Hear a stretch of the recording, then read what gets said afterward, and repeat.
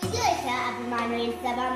സബ്ജില്ലശാസ്ത്ര, ഗണിതശാസ്ത്ര, സാമൂഹ്യശാസ്ത്ര പ്രവൃത്തി പരിചയമേള കേരള സ്കൂൾ കലോത്സവ വിജയികളെ അനുമോദിച്ചുകൊണ്ട് നീലേശ്വരം GLP സ്കൂളിൽ വിദ്യാഭ്യാസം നടത്തി.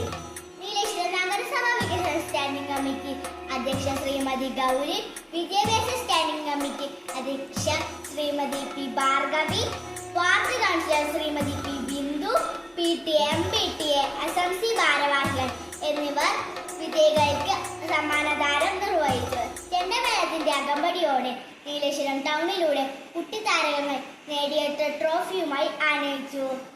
സംഘഗാനം, ദേശഭക്തിഗാനം എന്നീ ഇനങ്ങളിൽ പരിശീലനം നൽകിയ ശ്രീമതി പ്രസന്ന ടീച്ചറെ പൊന്നാടയണിയിച്ച് ആദരിച്ചു. വരും വർഷങ്ങളിലും ഇത്തരം മത്സരങ്ങളിൽ വിജയികളാകാൻ നമ്മുടെ കുട്ടികൾക്ക് കഴിയട്ടെ എന്ന് ഏവരും ആശംസ നേർന്നു. ശിശുദിനം ആഘോഷിച്ചു.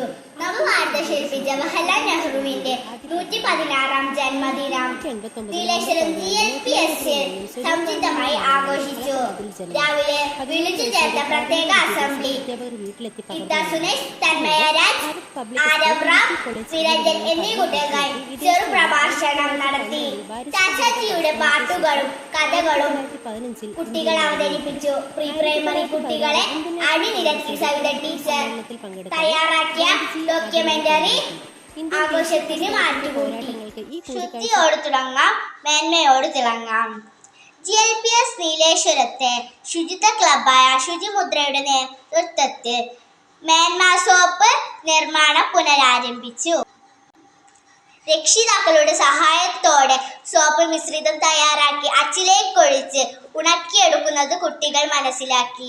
സോപ്പ് നിർമ്മാണത്തിന് ഉപയോഗിക്കുന്ന ചേരുവകളുടെ അളവുകൾ മനസ്സിലാക്കുന്നതിനും അത് നന്നായി യോജിപ്പിക്കാനും കുട്ടികൾ പഠിച്ചു.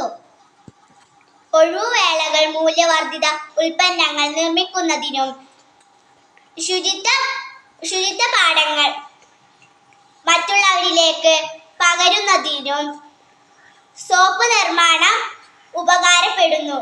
നമ്മുടെ ടോയ്ലറ്റിലും വാഷ് ബേസിലും മേന്മ സോപ്പ് ഉപയോഗിച്ചു തുടങ്ങി. വാർത്താനേരം പൂർണ്ണമായും. നന്ദി, നമസ്കാരം.